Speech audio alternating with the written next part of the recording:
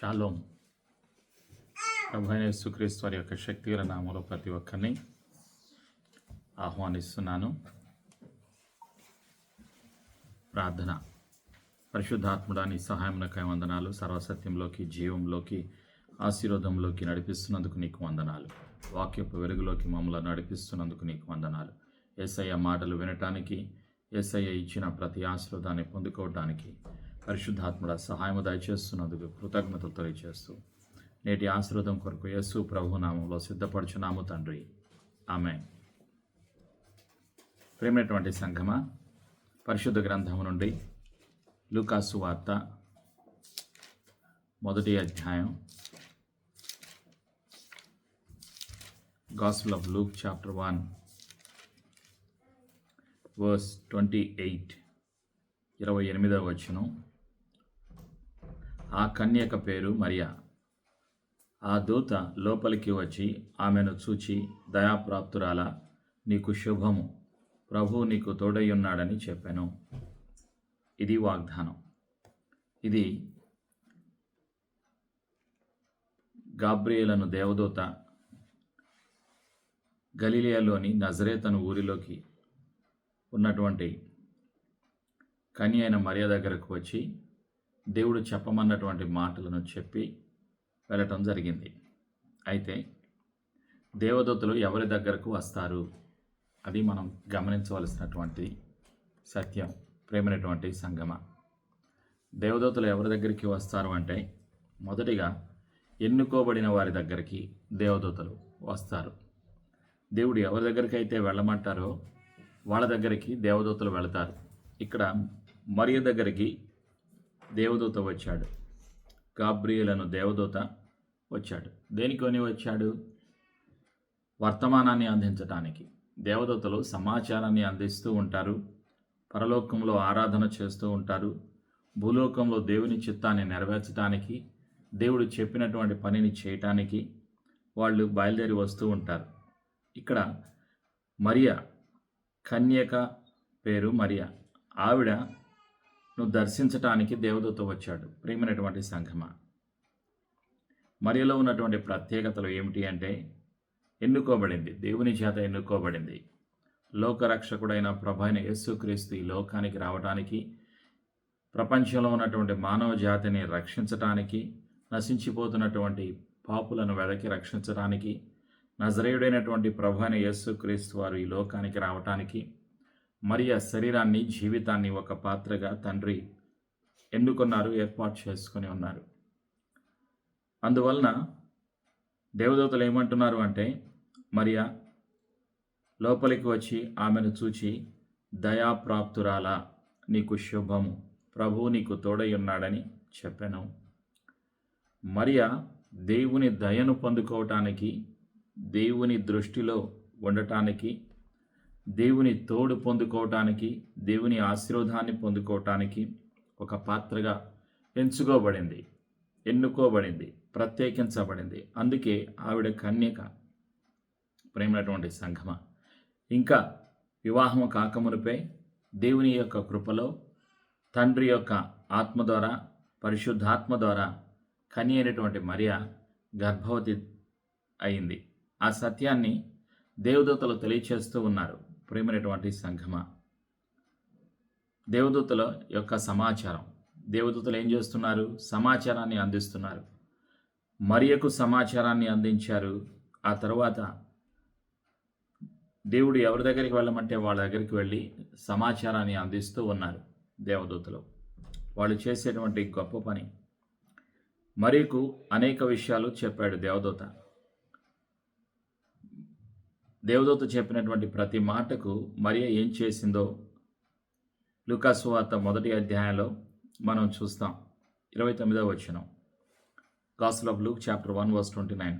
ఆమె ఆ మాటకు బహుగా తొందరపడి ఈ శుభవచనం ఏమిటో అని ఆలోచించుకొనుచుండగా దూత, మరియా భయపడకము, దేవుని వల్ల నీవు కృప పొందితివి, దేవుని వల్ల నీవు కృప పొందితివి.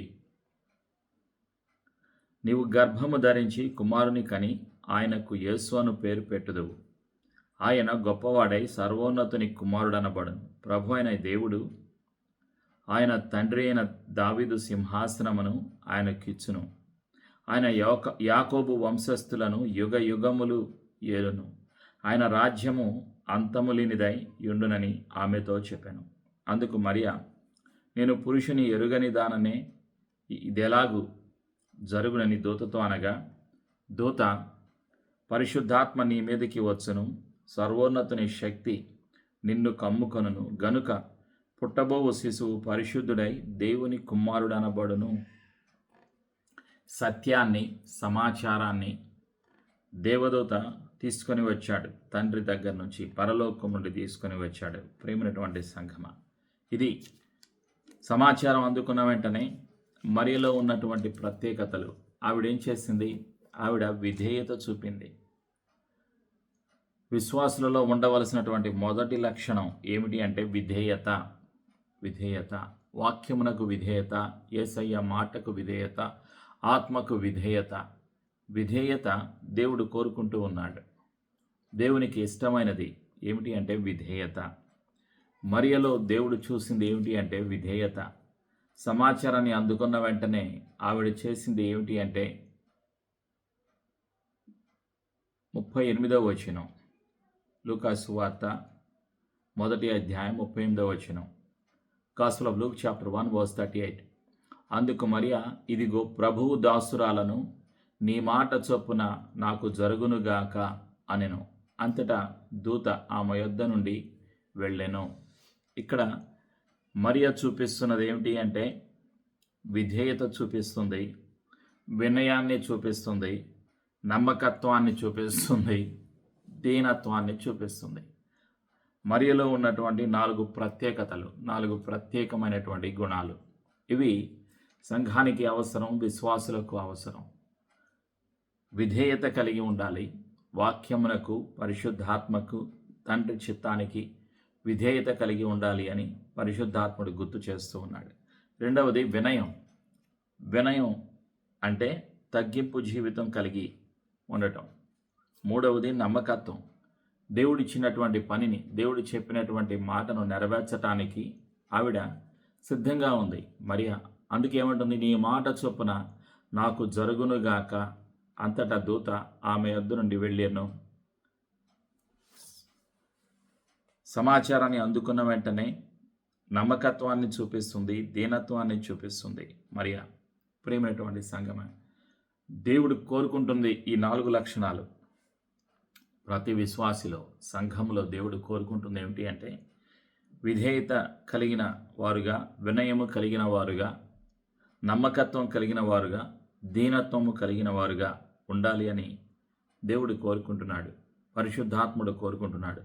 సంఘము పరిశుద్ధపరచబడేది విధేయత ద్వారా, వినయము ద్వారా, నమ్మకత్వం ద్వారా, దీనత్వము ద్వారా, విశ్వాసము ద్వారా, దేవుని చిత్తాన్ని జరిగించువారుగా నివసించటం ద్వారా తండ్రి చిత్తము నెరవేరుతుంది. ఇక్కడ మరియలో తండ్రి చిత్తం జరిగింది. అందుకు ఉదాహరణగా మనం ప్రభువైన యేసుక్రీస్తు వారి యొక్క జన్మ విధానాన్ని మనం చూస్తున్నాం. మరియ గర్భవతి అయిన తర్వాత జరిగినటువంటి మరొక సంఘటన, దేవదూతలు బయలుపరిచినటువంటి మరొక సత్యం మత్తయి సువార్తలో చూస్తాం. ఏమిటి ఆ సత్యం అంటే, యోసేపు దగ్గరికి దేవదూత వచ్చాడు. వచ్చి ఏమంటున్నాడు చూడండి. మత్తయి సువార్త 1వ అధ్యాయం 20-21 వచనం. దేవదూత యోసేపు దగ్గరికి వచ్చి చెబుతున్నటువంటి సత్యం. Matthew chapter 1 verse 20 and 21. అతడు ఈ సంగతులను గూర్చి ఆలోచించుకొనుచుండగా, ఇదిగో ప్రభువు దూత స్వప్నమందు అతనికి ప్రత్యక్షమై, దావీదు కుమారుడవైన యోసేపు, నీ భార్య అయిన మరియను చేర్చుకొనుటకు భయపడకుము. ఆమె గర్భము ధరించినది పరిశుద్ధాత్మ వలన కలిగినది. ఆమె యొక్క కుమారుని కనును, తన ప్రజలను వారి పాపముల నుండి ఆయనే రక్షించును గనుక ఆయనకు యేసు అను పేరు పెట్టుదు అనెను. ఏ పేరు పెట్టాలో, ప్రభువైన యేసుక్రీస్తు వారు ఏం చేయబోతున్నారో అనేక విషయాలను దేవదూత బయలుపరిచాడు. ఎవరికి? స్వప్నమందు యోసేపుకు బయలుపరిచాడు. ప్రేమైనటువంటి సంఘమా, మరియ దగ్గరకు వచ్చాడు. కన్య అయిన మరియ దగ్గరకు గాబ్రియేలు దేవదూత వచ్చాడు. సత్యాన్ని బోధించాడు. ఆ తర్వాత యోసేపు దగ్గరికి వెళ్ళాడు. యోసేపును బలపరిచి యోసేపు చేయవలసినటువంటి బాధ్యతలు యోసేపుకి గుర్తు చేసి తండ్రి చిత్తము ఎలా ఉన్నదో బయలుపరిచి అక్కడి నుంచి దేవదూత వెళ్ళిపోయాడు. ఇది ప్రభువైన యేసుక్రీస్తుకి పెట్టవలసినటువంటి పేర్లు. క్రీస్తు, క్రీస్తు అంటే అభిషిక్తుడని అర్థం. యేసు అంటే రక్షకుడని అర్థం. ప్రభువైన యేసుక్రీస్తుకి ఏ పేరు పెట్టాలో దేవదూతలు తెలియచేశారు. ప్రేమైనటువంటి సంఘమా, ఇది జరిగినటువంటి సంఘటన. ఈ సంఘటన ద్వారా క్రిస్మస్ సందర్భంలో ఉన్నటువంటి విశ్వాసులైనటువంటి ప్రతి ఒక్కరూ గుర్తుపెట్టుకోవలసినటువంటి సత్యం ఏమిటి అంటే, మొదటిగా విధేయత, మరియలో ఉన్నటువంటి ప్రత్యేకత విధేయత. రెండవది వినయం, మూడవది నమ్మకత్వం, నాలుగవది దీనత్వం. మత్తయి సువార్త 5వ అధ్యాయంలో ఉన్నటువంటి సత్యం. మాథ్యూ చాప్టర్ 5:5, సాత్వికులు ధన్యులు, వారు భూలోకమును స్వతంత్రించుకొందురు. సాత్వికులు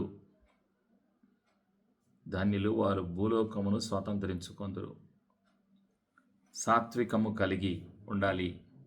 కనికరము గలవారు ధన్యులు. 7వ వచనం, మత్తయి సువార్త 5వ అధ్యాయం 7వ వచనం. కనికరము గలవారు ధన్యులు, వారు కనికరము పొందుదురు. మరియ కనికరాన్ని పొందుకుంది, దయను పొందుకుంది, కృపను పొందుకుంది దేవుని సన్నిధి నుండి. అందుకే దేవదూత ఏమంటున్నాడు, దయాప్రాప్తురాలా, ప్రభువు నీకు తోడై ఉన్నాడని చెప్పాను. దేవుని దయను పొందుకుంది, దేవుని యొక్క కృపను పొందుకుంది, దేవుని యొక్క తోడుని అనుభవించింది, పరిశుద్ధాత్మ ద్వారా గర్భాన్ని ధరించింది. లోకరక్షకుడు ఈ లోకానికి రాబోతున్నాడు, తన ద్వారా తన శరీరాన్ని ఒక పాత్రగా దేవుడు వాడుకోబోతున్నాడు అని సమాచారాన్ని అందుకున్న వెంటనే మరియలో ఉన్నటువంటి ఆత్మలో ఉన్నటువంటి పరిస్థితి ఏమిటి అంటే, లూకాసు వార్త 1వ అధ్యాయంలో ఆత్మలో మరియ ఏం చేస్తుంది? లూకాసు వార్త 1వ అధ్యాయంలో 48వ వచనం. Luke, gospel of Luke chapter 1:48, నా ఆత్మ నా రక్షకుడైన దేవుని యందు ఆనందించెను. ఆనందాన్ని బయలుపరిచింది. ప్రేమైనటువంటి సంఘమా, ఆవిడలో ఆనందం. ఎవరిని బట్టి, ఎవరి మాటను బట్టి ఆనందం ఆలోచన చేయండి. ఈ లోకంలో మనుషులకి ఆనందం వేరువేరు రకాలుగా ఉంటుంది. కానీ దేవుని పిల్లలకు ఆనందం దేవుని మాటను బట్టి, దేవుని వాగ్దానాన్ని బట్టి, తండ్రి చిత్తం తెలుసుకోవటాన్ని బట్టి, ఆరాధన చేయటాన్ని బట్టి, విశ్వాసాన్ని బట్టి, దేవుని యొక్క మాట ద్వారా ఆనందాన్ని పొందుకుంటారు. అందుకే మరియ ఏమంటుంది? నా ఆత్మ నా రక్షకుడైన దేవుని యందు ఆనందించెను. ఆ మనస్తత్వం చూడండి, ఆనందం. ఆవిడలో ఆనందానికి గల కారణం ఏమిటి అంటే, ప్రభు అయిన రక్షకుడైన దేవుని యందు ఆనందిస్తుంది. దేవుని కార్యము జరగక మునుపే దేవుని యొక్క వర్తమానాన్ని తెలుసుకుని విని సమాచారాన్ని అందుకున్న వెంటనే ఆవిడలో ఉన్నటువంటి ప్రత్యేకతలు, ఆవిడ దేవుని యొక్క కృపను పొందుకున్నాక, దేవుని యొక్క దయను పొందుకున్నాక, తండ్రి చిత్తాన్ని తెలుసుకున్నాక ఆనందిస్తుంది. అది మనం విశ్వాసులలో ఉండవలసినటువంటి లక్షణం. ప్రేమైనటువంటి సంఘమా, ఆవిడలో విశ్వాసం ఉన్నది. ఎవరిలో? కన్యకైన మరియలో. ఆ విశ్వాసాన్ని దృఢీకరిస్తుంది, విశ్వాసాన్ని బయలుపరుస్తుంది. విశ్వాసము బయలుపరుస్తుంది. ఏ విధంగా? ఆనందిస్తున్నాను అని చెప్తుంది. నా ఆత్మ నా రక్షకుడైన దేవుని యందు ఆనందించాను. తన విశ్వాసాన్ని బయలుపరుస్తుంది, వెల్లడి చేస్తుంది, ప్రకటిస్తుంది. ఆవిడలో ఉన్న ఆనందాన్ని బయలుపరుస్తుంది. ప్రేమైనటువంటి సంఘమా, దేవుడు తన యొక్క కృపను, తన యొక్క దయను, తన యొక్క కనికరాన్ని, తన యొక్క చిత్తాన్ని, తన యొక్క ఆలోచనను ఈ భూలోకంలో జరిగించటానికి కన్య అయినటువంటి మరియను ప్రత్యేకపరచుకొని పరిశుద్ధాత్మ ద్వారా ఆవిడ గర్భవతి అవటానికి, ఆవిడ భూలోకానికి లోకరక్షకుడైన యేసు ప్రభు జన్మించటానికి ఒక పాత్రగా నిలబెట్టాడు తండ్రి. ప్రియమైనటువంటి సంఘమా, సంఘాన్ని కూడా నిలబెడతాడు పరిశుద్ధాత్ముడు. ప్రభువైన యేసుక్రీస్తు వారి యొక్క రెండవ రాకడకు నిలబెడతాడు. పరిశుద్ధాత్ముడు సంఘాన్ని నిలబెట్టాలి అంటే, విశ్వాసులను నిలబెట్టాలి అంటే, విశ్వాసులలో ఉండవలసినటువంటి లక్షణాలు విధేయత, వినయము, నమ్మకత్వము, దీనత్వము ఇవి కలిగి ఉండాలి అని పరిశుద్ధాత్ముడు కోరుకుంటున్నాడు. పరిశుద్ధాత్ముడు చేయాలనుకున్న పని పరిశుద్ధాత్ముడు చేయాలి అంటే దేవుడు చూసేది, విశ్వాసులలో చూసేది ఈ లక్షణాలు. మరియలో దేవుడు చూసినటువంటి లక్షణాలు విశ్వాసులలో కనిపించాలి. అదే దేవుడు కోరుకుంటున్నాడు. యోసేపు వెంటనే స్పందించాడు. దేవదూత చెప్పిన మాటకు వెంటనే అంగీకరించి దేవదూత చెప్పినటువంటి ప్రణాళికను, దేవుడు ఇచ్చిన ప్రణాళికను, దేవుడు ఇచ్చినటువంటి బాధ్యతను నిర్వహించటానికి సిద్ధంగా ఉన్నాడు యోసేపు. మరియకు తోడుగా ఉండి, మరియ ప్రసవించేంత వరకు ఆవిడ తోడుగా ఉండి ఆవిడని కాపాడుతూ నజరేతు నుండి బెత్లెహేము తీసుకొని వెళ్ళటానికి సహాయం దయచేస్తాడు యోసేపు. నజరేతు నుండి బెత్లెహేము ఎంత దూరం అంటే యెరూషలేము, మొదటిగా యెరూషలేము వెళ్ళాలి. నజరేతు నుండి యెరూషలేము వెళ్ళడానికి 146 కిలోమీటర్లు. నజరేతు అనేటువంటి పట్టణం నుండి యెరూషలేము వెళ్ళటానికి 146 కిలోమీటర్లు. యెరూషలేము నుండి బెత్లెహేము వెళ్ళటానికి 9 కిలోమీటర్లు. ఇన్ని కిలోమీటర్లు వాళ్ళు ప్రయాణం చేశారు. బహుశా ఒంటెల మీద, గాడిదల మీద ప్రయాణం చేసి ఉండవచ్చు. ప్రేమైనటువంటి సంఘమా, యోసేపు తోడుగా ఉన్నాడు. కారణం, తండ్రి చిత్తాన్ని దేవదూత ద్వారా తెలుసుకొని జరగబోయేటువంటి విషయాన్ని తెలుసుకున్నాడు కాబట్టి వెంటనే స్పందించి తన విధేయతను చూపించి, తన వినయాన్ని చూపించి, తన నమ్మకత్వాన్ని చూపించాడు యోసేపు. ప్రేమైనటువంటి సంఘమా, ఇదే నేటి విశ్వాసులలో దేవుడు కోరుకుంటుంది. దేవుడు ప్రతి ఒక్కరిని ఒక పాత్రగా వాడుకోవటానికి ఇష్టపడుతూ ఉన్నారు. అయితే దేవుడు గమనిస్తున్నది, పరిశీలన చేస్తుంది, పరిశోధిస్తుంది విశ్వాసులలో ఉన్నటువంటి గుణాలను, విశ్వాసికి దేవుడిచ్చిన వరాలను, దేవుడి ఇచ్చినటువంటి తలాంతులను ఎలా వినియోగిస్తున్నాము, ఏ విధంగా వినియోగిస్తున్నాము, దేవునికి ఇష్టమైన బిడ్డగా జీవిస్తున్నామా లేదా, ఇవన్నీ కూడా దేవుడు చూస్తూ ఉంటాడు, పరిశీలన చేస్తూ ఉంటాడు.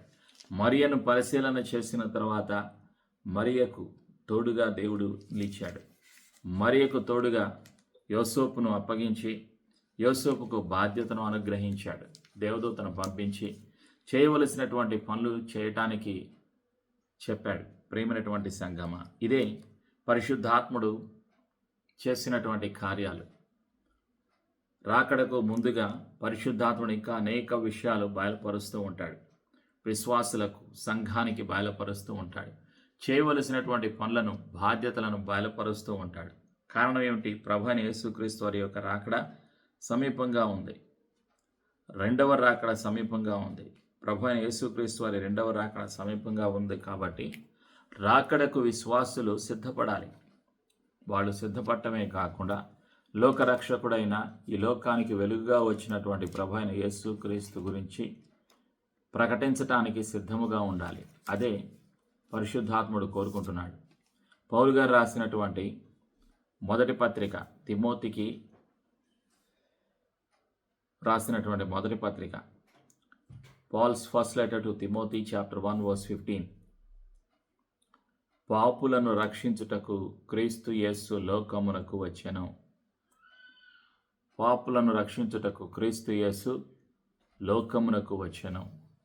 ఈ లోకములో చీకటి ఉన్నది, ఈ లోకములో పాపము ఉన్నది, ఈ లోకములో మోసము ఉన్నది, ఈ లోకములో సాతాను యొక్క క్రియలు ఉన్నాయి. అయితే రక్షించటానికి ప్రభువైన యేసుక్రీస్తు వారు వచ్చి ఉన్నారు. పాపులను వెదకి రక్షించటానికి, చీకటిలో ఉన్న వారిని వెలుగులోకి నడిపించటానికి వెలుగై ఉన్నటువంటి ప్రభువైన యేసుక్రీస్తు, లోకరక్షకుడై ఉన్న ప్రభువైన యేసుక్రీస్తు, సర్వశక్తివంతుడైన, సర్వసృష్టికర్త అయిన ప్రభువైన యేసుక్రీస్తు శరీరధారిగా ఈ లోకానికి వచ్చి ఉన్నారు. ప్రభువైన యేసుక్రీస్తులో మనం చూస్తున్నది ఏమిటి? విధేయత చూస్తున్నాం. తండ్రి మాటకు, తండ్రి చిత్తానికి విధేయతను చూపిస్తున్నాడు ప్రభువైన యేసుక్రీస్తు. ప్రభువైన యేసుక్రీస్తు వినయాన్ని చూపిస్తున్నాడు. సిలువలో తను తాను తగ్గించుకుంటున్నాడు. మరణం వరకు తను తాను తగ్గించుకుని తండ్రి చిత్తాన్ని జరిగించటానికి దీనత్వాన్ని చూపిస్తూ ఉన్నాడు ప్రభువైన యేసుక్రీస్తు. అదే రీతిగా ఈరోజు సంఘములో కూడా చూడవలసింది, పరిశుద్ధాత్ముడు చూడాలని ఆశపడుతున్నది ఇవే సత్యాలు. ప్రేమైనటువంటి సంఘమా, ప్రభువైన యేసుక్రీస్తు రాకడకు ముందుగా యేసుక్రీస్తులో ఉన్నటువంటి వెలుగును కలిగి లోకమునకు వెలుగై ఉండాలి అని ప్రభు కోరుకుంటున్నారు. మీరు లోకమునకు ఉప్పై ఉన్నారు, మీరు లోకమునకు వెలుగై ఉన్నారు అని మత్తయి సువార్త 5వ అధ్యాయంలో 13-14 వచనాల్లో పరిశుద్ధాత్ముడు గుర్తు చేస్తూ ఉన్నాడు. You are the salt of the earth and you are the light of the world. మీరు లోకమునకు ఉప్పై ఉన్నారు, మీరు లోకమునకు వెలుగై ఉన్నారు. ప్రభువైన యేసుక్రీస్తు లోకమునకు వెలుగై ఉన్న దేవుడు. ప్రభువైన యేసుక్రీస్తు మనలోకి వచ్చిన తర్వాత మనం కూడా ప్రభువైన యేసుక్రీస్తులో ఉన్నటువంటి వెలుగును కలిగి ఈ లోకములో వెలుగును ప్రకాశింప చేయటానికి ఒక సాధనముగా వాడబడతాం. మరియ ఒక సాధనంగా వాడబడింది. యోసేపు ఒక సాధనముగా వాడబడ్డాడు. దేవదూతలు వారి దగ్గరికి వచ్చి వారిని బలపరిచి తండ్రి చిత్తాన్ని బయలుపరిచి చేయవలసినటువంటి పనిని, బాధ్యతను వారికి బయలుపరిచారు. అదే రీతిగా దేవదూతలు మన దగ్గరికి వస్తారు. ఎందుకు వస్తారంటే తండ్రి చిత్తాన్ని జరిగించటానికి, తండ్రి రాకడకు, ప్రభువైన యేసుక్రీస్తు వారి యొక్క రాకడకు సంఘము సిద్ధపడాలి. కాబట్టి తండ్రి పని చేయటానికి, సత్యమునకు సాక్షులుగా జీవించడానికి ప్రభువైన యేసుక్రీస్తు సత్యమునకు సాక్షిగా జీవించారు. సత్య స్వరూపియకు ఆత్మ పరిశుద్ధాత్ముడు నిత్యము సహాయం చేయటానికి సిద్ధంగా ఉన్నాడు. ఆయన ఈ లోకములో సమాధానాన్ని, ఈ లోకములో మనిషికి, దేవునికి, తండ్రికి, మనిషిని తండ్రినితో సమాధానపరచటానికి ప్రభువైన యేసుక్రీస్తు శిలువలో తన పరిశుద్ధ రక్తాన్ని కాచి తన పరిశుద్ధమైన జీవితాన్ని శిలువలో అప్పగించాడు ప్రభువైన యేసుక్రీస్తు వారు. కారణం ఏమిటి అంటే విధేయత, తండ్రి చిత్తానికి లోబడేటువంటి మనస్తత్వాన్ని కలిగినటువంటి ప్రభువైన యేసుక్రీస్తు చూపించారు. వినయాన్ని చూపించారు, విధేయతను చూపించారు, నమ్మకత్వాన్ని చూపించారు. ప్రభువైన యేసుక్రీస్తు వారు శిలువలో దీనత్వాన్ని చూపించారు. మరణం వరకు తను తాను అప్పగించుకున్నారు ప్రభువైన యేసుక్రీస్తు. అదే రీతిగా మళ్ళీ మనం అప్పగించుకున్నప్పుడు పరిశుద్ధాత్మకు సాధనముగా వాడబడతాం. ప్రతి ఒక్కరూ కూడా, ప్రతి విశ్వాసి కూడా ఒక సాధనంగా వాడబడతారు. అదే దేవుని యొక్క చిత్తం, దేవుని యొక్క ప్రణాళిక. ప్రతి ఒక్కరూ ఉపయోగపడాలి, ప్రతి ఒక్కరి యొక్క జీవితాలు ఉపయోగపడాలి, ప్రతి ఒక్కరూ ఒక పాత్రగా ఉండాలి. ఇదే దేవునికి యొక్క ఇష్టం, దేవుని యొక్క ప్రణాళిక. దేవుడు తోడుగా ఉన్నారు ఎన్నుకోబడిన వారికి, పిలవబడిన వారికి, ప్రత్యేకించబడిన వారికి. అదే రీతిగా రానున్న దినాలలో సంఘమునకు, సంఘ బిడ్డలకు, విశ్వాసులకు, అన్ని ప్రాంతాలలో, అన్ని దేశాలలో ఉన్న విశ్వాసులకు, పిల్లలకు, వారి భవిష్యత్తుకు ప్రభువైన యేసుక్రీస్తు తోడుగా ఉంటారు. ప్రేమైనటువంటి సంఘమా, పరిశుద్ధాత్ముడు సహాయం చేస్తూ ఉంటారు.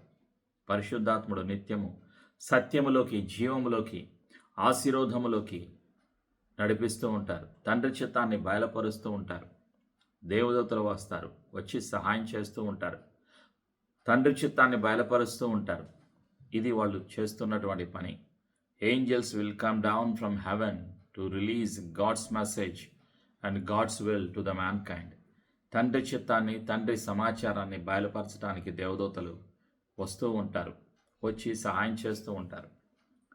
కాబట్టి ఇప్పుడు మనం చేయవలసింది ఏమిటి? ప్రార్థన చేయాలి, రాకడకు సిద్ధపడాలి, విధేయతను చూపించాలి, తండ్రి చిత్తానికి విధేయత చూపించాలి.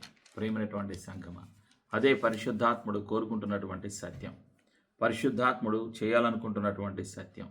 ఆయన రాకడకు ముందుగా ప్రార్థన చేయాలి, ఆయన రాకడకు ముందుగా సిద్ధపడాలి అని పరిశుద్ధాత్ముడు గుర్తు చేస్తూ ఉన్నాడు.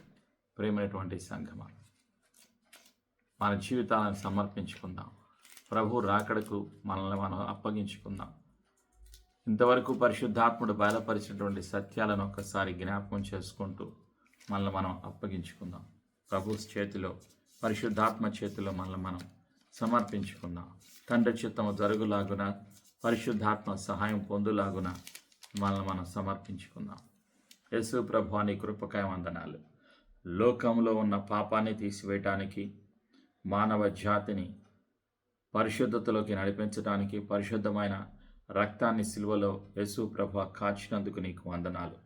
యేసు ప్రభు మా అపరాధములను, మా దోషములను, మా శాపమును సిలువలో కొట్టివేసిన సర్వశక్తిమంతుడవు నీకు వందనాలు. నీ కృపకై, నీ బలియాగముకై, నీవు చేసిన త్యాగమునకై నీకు వందనాలు యేసు ప్రభు. పరిశుద్ధాత్మదేవ, యేసయ్య సిలువలో ఇచ్చిన ప్రతి ఆశీర్వాదాన్ని పొందుకోవటానికి సర్వసత్యములోకి నడిపిస్తున్నందుకు నీకు వందనాలు.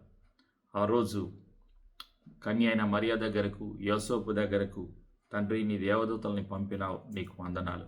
ఈరోజు విశ్వాసుల దగ్గరికి దేవదూతలను పంపుచున్నందుకు నీకు వందనాలు.